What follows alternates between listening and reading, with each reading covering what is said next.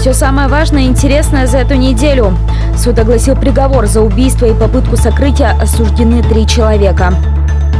Митинг памяти в Ухте отметили дату выхода советских войск из Афганистана. Стройка на завершающей стадии. Глава Коми посетил социальные объекты. С пустыми трибунами, но с волей к победе в Ухте прошел отбор на чемпионат России по чирспорту. И плоды райского сада на праздник ухтинкам. Горзеленхоз похвастался цветами к 8 марта. Подробности прямо сейчас.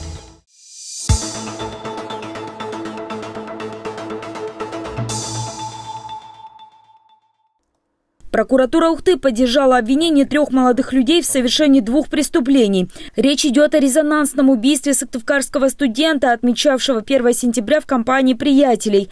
Напомним, о преступлении общественности Ухты стало известно после того, как горожане, лицезревшие труп в своем дворе, опубликовали информацию в социальных сетях.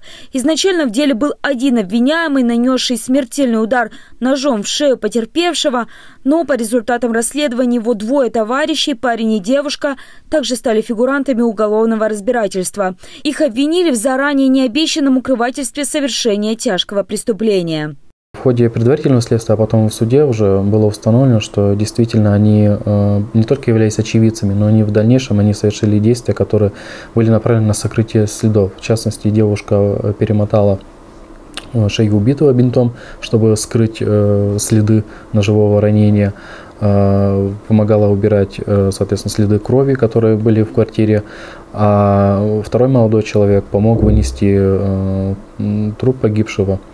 К слову, сами обвиняемые отметили, что действия совершали на автомате, были в шоке от случившегося и растерялись. Обвиненный в убийстве же вообще не помнит своих действий. Никто из троицы так и не смог объяснить ни мотивов преступления, ни причин стихийного конфликта. Все фигуранты признали вину в полной мере. Молодому человеку и девушке, пытавшимся сокрыть преступление, суд дал по году условно, а обвиненный в убийстве отправится на 10 лет в колонию строгого режима.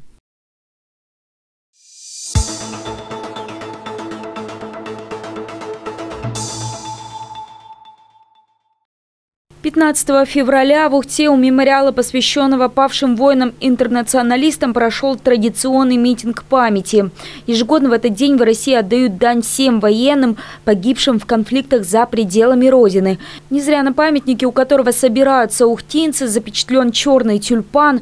Такое название в годы войны в Афганистане дали военно-транспортному самолету Ан-12, перевозившему тела погибших. Сама же дата стала памятной в 1989-м. Именно тогда, 33 года назад, последняя колонна советских военнослужащих покинула территорию Афганистана.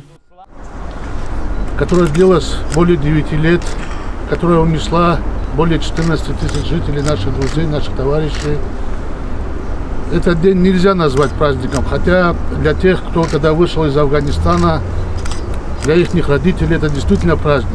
Для Магомеда Османова это не просто слова, он сам является ветераном войны в Афганистане. Афганцев, как называют отслуживших в те годы, в нашем городе немало, но их, к сожалению, становится все меньше. Многие из них, хоть и вернулись из чужой жаркой страны живыми, подорвали там свое здоровье. Те же, кто стараются беречь память о каждом, оставившем на чужой земле свою жизнь, каждый год повторяют одну и ту же фразу. Главное, чтобы небо над головой было мирным.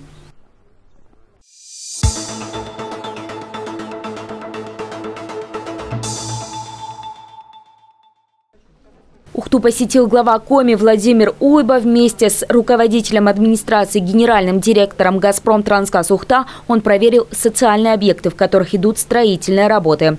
В числе них была физиотерапевтическая поликлиника, в народе грязелечебница. Там на итоговой стадии работы по ремонту бассейна, которые выполняются в рамках договора газовиков с Республикой Коми. Эта часть грязелечебницы какое-то время не использовалась, но скоро в 2 ваннах смогут оздоравливаться не только местные, но и гости Ухты. Здесь теперь проходят реабилитацию переболевшие коронавирусом. Сейчас один из бассейнов проходит гидропроверку, воду туда набрали, чтобы проверить целостность стен и дна. Во втором укладывают мозаику. По итогам одна из ванн будет наполнена обычной пресной водой, а вторая минеральной. Отремонтированы раздевалки, готовятся 2 инфракрасные сауны, обновили и коммуникации. точка вытяжка, заменены окна, система очистки полностью заменена. В весенне-летний период будет проведен капитальный ремонт кровли с световыми фонарями. Также в грязелечебницу закуплено новое оборудование, 10 ванн со светолечением, аро- и гидромассажем. По словам главной медсестры учреждения Натальи Карпухиной, спрос на них от населения огромный. Так называемые жемчужные ванны посещают в день около 200 человек. А еще тут появились новая барокамера, аппарат для светотерапии, тренажер для людей с проблемами опорно-двигательного аппарата. Скоро новым оборудованием, а также новой медицинской мебелью обзаведется и роддом. Там «Газпромтрансгаз» сначала профинансировал выписное и строительство наземного коридора между отделениями, а после занялся ремонтом целого корпуса. Все отделения роддома пока ютятся в одной части, но местечко для нового оборудования нашли. Коробки уже лежат в коридоре административного этажа. А поскольку медицинское оборудование крайне дорогостоящее, это и детская реанимация, и взрослая реанимация, и родильное отделение, все необходимо закупать заранее, все необходимо приобретать с тем, чтобы переезжать уже, абсолютно верно вы сказали, да, с новым оборудованием, на новые кровати, новые помещения. В том корпусе будут располагаться те отделения, которые раньше располагались, плюс туда еще переезжает наше отделение патологии беременности, отделение лучевой диагностики туда переезжает, в те помещения. Ну, планируем, что в мае месяце это все свершится наконец-то. После переезда в обновленный корпус во второй части останется пустым целый этаж. Возможно, туда сможет переехать одно из медицинских учреждений, отделение скорой помощи или станции переливания крови, к примеру. Но в бочку меда этой экскурсии ложку дегтя добавил визит в здание зооуголка в детском парке. На сегодняшний день остается открытым вопрос, кто займется деятельностью, связанной с содержанием тут животных. У Юрия Матющенко, который был руководителем зооуголка многие годы, сейчас проблемы с лицензией на деятельность. И он попросту боится не выиграть конкурс, чтобы занять прежнее место обитания его животных. Теперь зверье проживает на Горького, 10.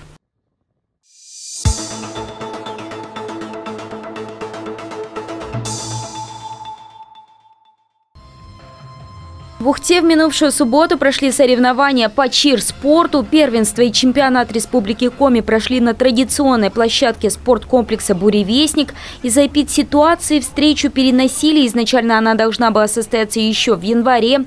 Но, несмотря на все сложности, спортсмены-танцоры все же выступили. Этот вид включает в себя несколько направлений. Чирлидинг, который, к сожалению, в нашем регионе не представлен, чир-джаз, фристайл и хип-хоп. Последний из перечисленного в Ухте и Сыктывкаре развивается стремительно.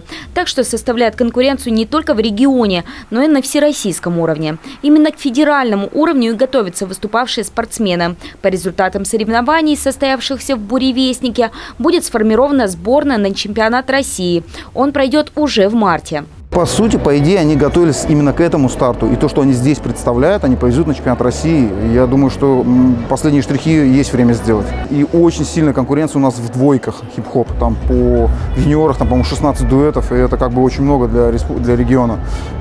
И, как показывает практика, все топовые дуэты наши на чемпионате России всегда занимают первое-второе место. Всего же «Буревестник» в минувшую субботу собрал порядка 200 спортсменов.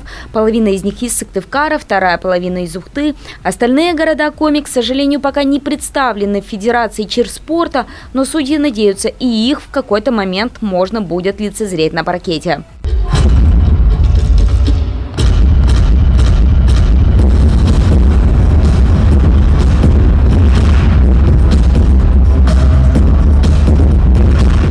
К слову, выступать танцором в этот раз было несколько сложнее, чем обычно. В зале не было групп поддержки. Из-за эпидобстановки соревнования проходили при пустых трибунах, но воля к победе все же преобладает. Конечно, не просто делятся дуэты, выступавшие в чир-джазе, но подготовка решает.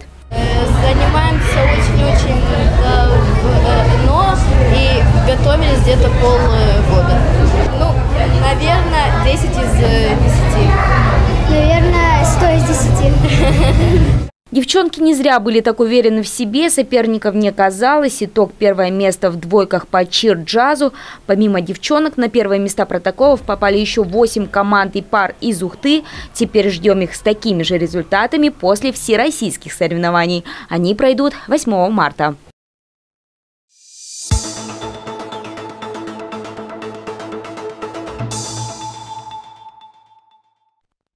Совсем скоро все дамы нашей страны отметят свой праздник – 8 марта. Специально к дате в Ухтинском зеленом хозяйстве вырастили более 85 тысяч цветов. Несмотря на суровый ухтинский климат, на предприятии всегда царит теплая атмосфера. Нежные растения требуют тщательного ухода, а значит, нужно соблюдать температуру, освещение, влажность. Все это для того, чтобы каждый любитель букетов получил свежайшие бутоны.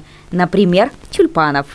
Этот цветок, он снят тут же, свежий, и передан, так сказать, покупателю, да, он не подвергается механическим повреждениям, да. Самый свежий цветок получается здесь. Выращивание, в принципе, мы выращиваем по голландской технологии.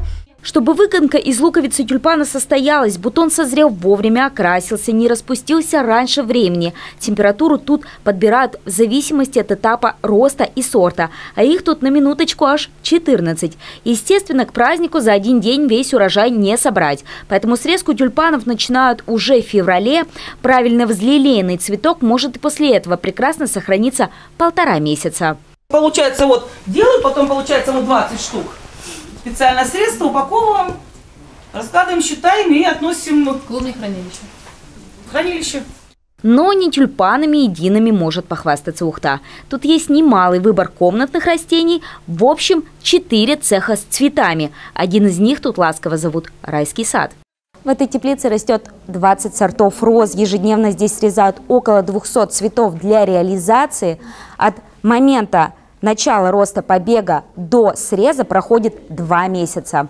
Еще несколько лет назад в Ухте не было такого разнообразия сортов. Розы, которые еще называют царицами цветов, имеют непростой характер. Они болезненные и капризные. Но последние 5 лет тут словно настоящая цветочная фея. Хозяйничает Ирина Фрейман. И розовые кусты все множатся и множатся. Все время докупали разные розы, докупали разные кусты, разные сорта. Делали путем выбраковки, да, какой сорт растет хорошо в наших условиях, какой-то сорт капризно не растет, да, и как бы методом проб и ошибок.